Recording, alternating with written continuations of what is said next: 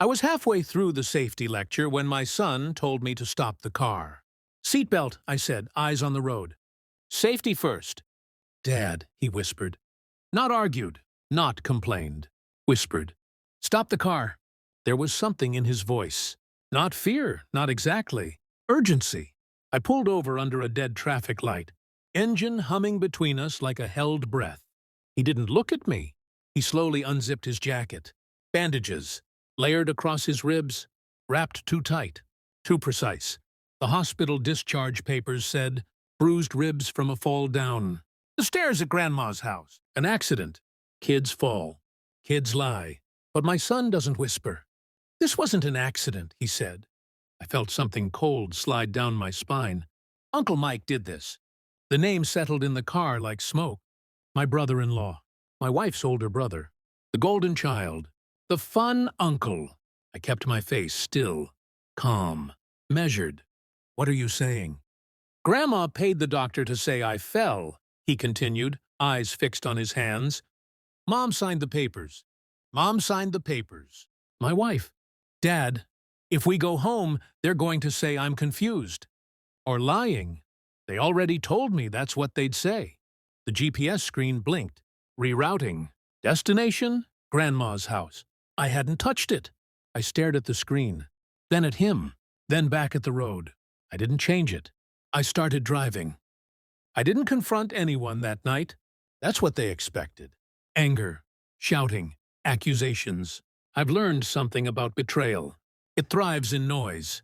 So I stayed quiet. At dinner, my wife barely looked at me. She kept asking our son if he was feeling better. Too careful, too rehearsed. My son avoided her eyes. Uncle Mike didn't show up. Of course he didn't. Doctor said kids exaggerate pain sometimes. My wife said casually, cutting her chicken. He probably just scared himself. Scared himself. I watched her hands. No shaking. No hesitation. Just control. I nodded slowly. Of course. Inside, something was rearranging itself. Not breaking, rearranging. Because this wasn't just about bruises. This was coordination. A doctor willing to falsify a report. A grandmother financing silence. And my wife signing. That night, when she fell asleep, I unlocked her phone. I've never done that before. Trust is something I used to believe in.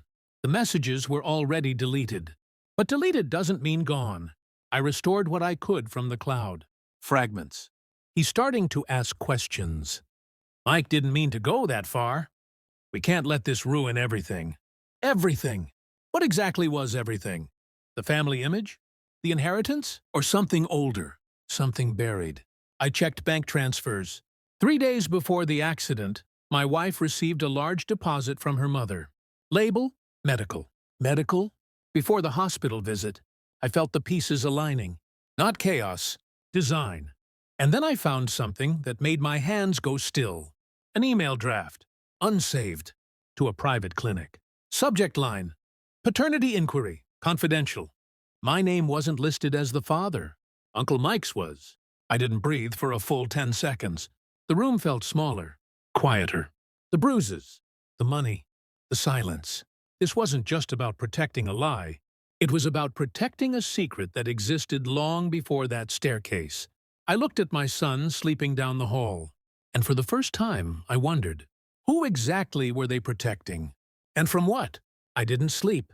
I watched the ceiling until the sun rose and the lies felt smaller in daylight. Then I made 2 calls. One to a lawyer, one to a private lab. Calm voice. Clear questions. No emotion. I requested a paternity test.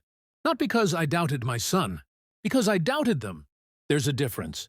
While we waited for the results, I played my role perfectly. Concerned husband. Grateful son-in-law. Protective father.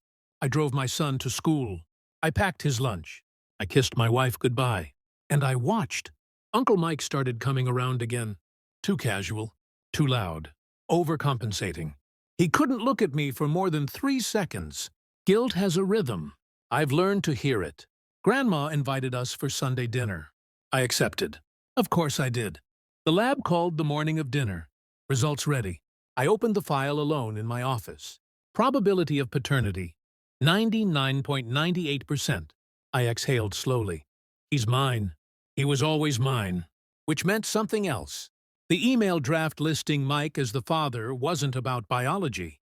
It was about leverage, about planting doubt, about control. I stared at the timestamp. 2 weeks before the accident. That's when I understood they weren't covering up a fall. They were preparing to erase me. If I believed my son wasn't mine, I would walk away. If I walked away, custody would default to her. And if my son ever spoke about what Mike did, they'd call it confusion, trauma, a child acting out after his father abandoned him. It was elegant, cruel, strategic, but incomplete. Because they underestimated one thing, I don't react. I calculate. Sunday dinner smelled like rosemary and deception. We sat at the long oak table, my wife to my left, Mike across from me, Grandma at the head, my son beside me, silent, watching. Halfway through dessert, I placed a folder on the table. No announcement, no warning, just the sound of cardboard against wood. "What's this?" Grandma asked lightly. "Clarity," I said. I slid the first page toward my wife. The restored messages, highlighted, then the bank transfer, then the paternity results. Finally, a printed copy of the security footage I'd quietly obtained from Grandma's hallway camera. Yes, she had cameras, and she forgot I installed their system 3 years ago. The footage didn't show a fall. It showed Mike grabbing my son by the arm, hard, shoving him, my son hitting the banister. Not an accident, a decision. The color drained from Mike's face first, then my wife's. Grandma reached for the papers with trembling hands. "You went through my system?" she whispered. "I own the login," I replied. No anger, just fact. My wife looked at me like she'd never seen me before. "You don't understand." "I understand perfectly," I said. Silence. Thick, heavy, controlled. "I've already sent copies to my attorney. And to the police." Mike's chair scraped back. Grandma started crying. My wife just stared, because she knew. This wasn't a fight. It was an ending. We didn't go home together. I took my son. She stayed behind. The charges moved forward quietly, efficiently. Mike lost more than reputation. Grandma lost influence, and my wife lost access. Full custody. Supervised visits pending investigation. I didn't celebrate. There's nothing triumphant about discovering how disposable you were to the people who claimed to love you. That night, my son sat beside me on the couch. "Are we safe?" he asked. "Yes," I said. And this time it was true. Later, when the house was finally silent, I stood in the kitchen alone. I thought about trust, about blood, about how close I came to walking away because of a lie designed to hollow me out. They thought doubt would break me. They thought silence would protect them. They thought I would explode. Instead, I observed. I verified. I exposed. Cold truth does what anger never can. It ends things permanently. I turned off the lights and locked the doors. Not because I was afraid, but because I was done. And the most terrifying thing about betrayal isn't the deception. It's the moment you stop feeling anything at all.